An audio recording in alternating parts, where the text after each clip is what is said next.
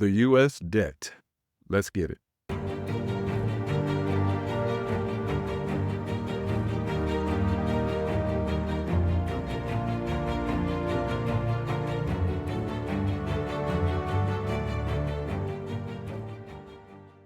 Good evening, ladies and gentlemen. Welcome once again to the CMC Show, Candid Melanin Conversations.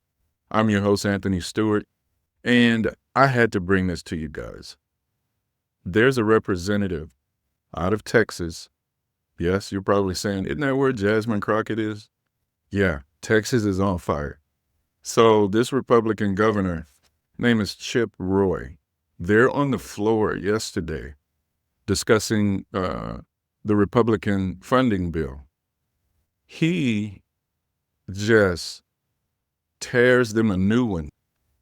And you have to really be fed up with your own people to lay into them the way he does in this clip. Let's check it out.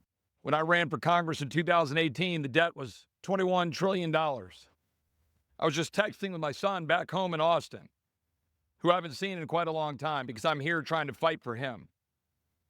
When I got through cancer about 12 years ago, I made my promise to my kids that I would do everything I can to save this country. And what we're doing right now is to continue to double down on the things that are destroying the republic. We are going to increase the debt ceiling, not just $4 trillion, that's false. We have spent $4.7 trillion in additional debt in the last 19 months. We're going to increase the debt by $5 trillion. That's what's going to happen right here by Republicans, increasing the debt $5 trillion. And what are you doing in the same bill?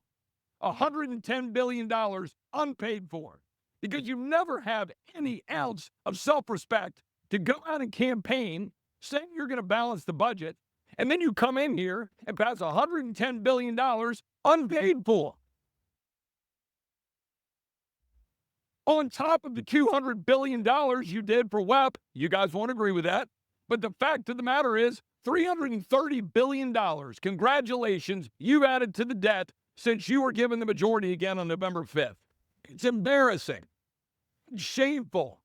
Yes, I think this bill is better than it was yesterday on certain respects, but to take this bill yesterday and congratulate yourself because it's shorter in pages, but increases the debt by $5 trillion is asinine. And that's precisely what Republicans are doing.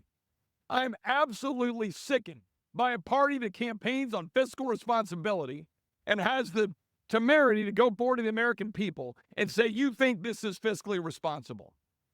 It is absolutely ridiculous. It also turns off PayGo.